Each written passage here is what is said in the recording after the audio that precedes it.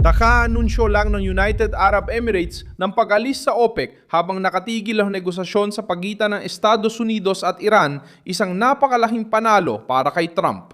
Mas nagbibigay ang mas mahinang OPEC ng puwang sa Estados Unidos na magpataw ng presyon nang hindi masyadong umaasa sa desisyon ng kartel. Kinumpirma ang desisyon nitong Martes, ika-28 ng Abril 2026 at magiging epektibo ito sa ika-1 ng Mayo. Sinatamaan ng anunsyo ang sentro ng merkado ng langis habang nasa matinding presyon ang Tehran dahil sa pagharang ng Estados Unidos. Alerto pa rin ang Hormuz at hinihili ng White House ang mahigpit na kasunduan sa nuclear program ng Iran. Ikukuwento ko na sa lahat ng yan, pero ngayon siguradong gugustuhin mo mag-subscribe sa channel para manatiling updated. Real-time na impormasyon sa pinakamagandang kalidad ng pamamahayag na iyong nakita. Pamantayan ng kredibilidad si Milson Alves. Ang pag-alis ng United Arab Emirates ay hindi lang internal na usapin ng kartel.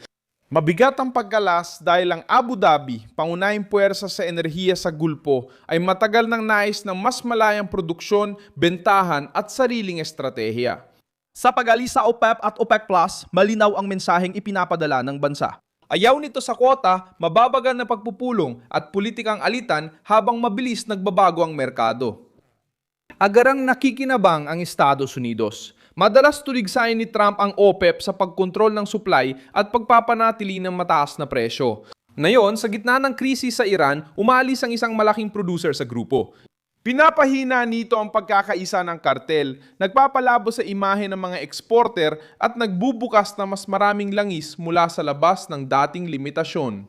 Para sa Washington, ito ay estratehikong tagumpay dahil ang blocking tumutulong sa mga karibal na producer na mapanatili ang impluensya ay nagkaroon ng bitak. Para sa Iran, mas mabigat ang dagok. Hindi mag-isang kumokontrol ang Tehran sa OPEC, ngunit nakikinabang ito sa sitwasyong ang malalaking producer ay nagtutulungan para suportahan ang presyo at panatilihin ang kapangyarihang pampulitika.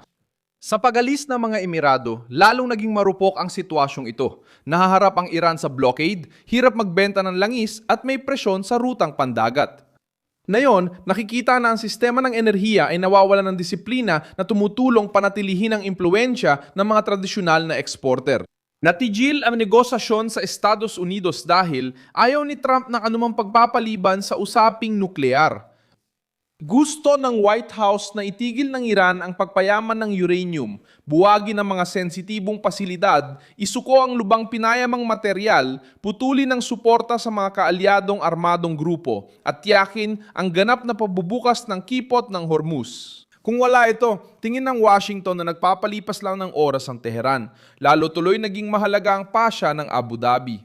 Hindi lang Tehran ang apektado ng blockade ng Amerika laban sa Iran, pati industriya ng langis. Pangunahing target nito ang rehime ng Iran. Pero ang epekto ay umaabot sa mga daungan, kumpanya ng siguro, singin sa kargamento, barko, tangke ng imbakan, mga kontrata at mga desisyong pampulitika ng ibang mga bansa. Kapag may krisis sa sensitibong bahagi, bawat producer ay nagkakanya-kanya. Umaasa ang OPEP sa pagkakaisa, pero kapag nawala ito, humihina sila. Ang kartel ay binuo para bigyan ng boses sa mga producer, kontrolin ang supply at impluensyahan ang presyo. Pero humihina ang pormulang ito kapag isa sa mga malalaking pangalan sa Golpo ang pumiling umalis. Simula Mayo 1, magpapatuloy pa rin ang organisasyon pero papasok ito sa mas lantad na yugto. Kung umalis na yon ang mga Emirado, maaring tanungin ng iba pang miyembro ang halaga ng pananatili. Ramdam din ng Saudi Arabia ang epekto dahil ang Riyadh ang pangunahing puwersa ng OPEP at palaging ginagamit ang grupo bilang. Ang pag-alis ng mga Emirado ay hayagang komprontasyon sa mga kapitbahay, ngunit nagpapakita na hindi na napipipilan ng pamumunong Saudi ang mga independiyenteng hakbang sa Golpo. Nagpasya ang Abu Dhabi na ang pagiging miyembro ng OPEC ay maaaring hadlangan ng kanilang tugon sa krisis. Para kay Trump, malinaw, ang sugdulang presyon laban sa Iran ay nagsisimula na magbunga lampas sa unang target. Pinipigan ng blockade ang Tehran at pinipilit din ng merkado mag-reorganisa. Patunay ang pag-alis ng mga Emirado na pumapalya na ang lumang sistema.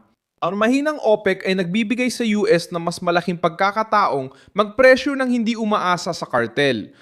Ang Hormuz ay nananatiling pinakasensitibong punto sa labang ito. Dito dumadaan ang malalaking dami ng langis, liquefied natural gas, at mga kargamentong gamit sa paggawa ng pataba. Pero ang mahalagang punto ay hindi ang Iran ang pinuno ng mundo. Ang usapin ay ang malupit na pagharang ng Estados Unidos ay tumatama sa isang napaka-estratehikong reyon na nagpapaloko sa sistema. Ang Iran ang pangunahing tinatamaan. Ang OPEC ay naapektuhan bilang epekto at sinasamantala ng mga Emirado ang krisis para kumilos bago ang iba. May sariling lohika ang desisyon ng Abu Dhabi. Layunin ng bansa na mapanatili ang katatagan, makaakit ng pamumuhunan at palawakin ang puwang sa produksyon. Imbes na manatili sa mabigat na organisasyon, mas pinili ng mga Emirado ang otonomya. Sa krisis sa langis, ang otonomya ay kapangyarihan. Ang mga kayang magdesisyon ng mabilis ay mas nakakapagnegosasyon ng mas mahusay, mas nakakabenta at mas napoprotektahan ang kanilang sarili. Ang pag-alis ng mga Emirado ay maaaring magdulot ng mas matinding pagbabago-bago sa maikling panahon dahil baka isipin ng mga mamumuhunan na magkakaroon ng kompetisyon, dagdag na supply o pressure sa presyo. Mula sa geopolitikaw na pananaw, mas napahina ng kilos na ito ang Iran kaysa Estados Unidos. Nakakuha ang Washington ng kartel na hindi na kasing lakas. Nawala ng Teheran ng bahagi ng kalagayang tumutulong sa mga exporter na nasa ilalim ng presyon na makatiis ng mas matagal. Ang Teheran, bahagi ng kapaligiran. Ang pagharang ng Amerika sa langis ng Iran ay naglalagay na sa Teheran sa mahirap na kalagayan. Kapag hindi na ilalabas ang langis, napupuno ang mga tangke. Kapag puno na ang tangke, kailangan bawasan ang produksyon. Kung biglang isara ang lumang oil field, magiging mahal at matagal ang pagbabalik ng operasyon. Ito ang tunay na hirap, hindi lang basta salita. Presyon ito sa kita, lohistika at industrial na kakayahan. Mas mahina ang OPEP kaya hirap sila magpanatili na nagkakaisang hanay ng mga producer. Kapag malaya ang Abu Dhabi, mas lumalaki ang posibilidad ng dagdag na supply na lampas sa mga kota. Habang mahigpit pa rin ang mga hinihingi ni Trump, nawawalan ng oras at kalamangan ang Tehera. Simple lang ang mensahe. Hindi lang pagpigil ng mga barko ang ginagawa ng Amerika. Binabago rin nito ang diskarte ng mga malalaking producer. Gayunpaman, may masasamang epekto rin ng tagumpay ni Trump sa pagkakataong ito. Ayaw ng pandaigdigang sistema ng enerhiya ng kaguluhan.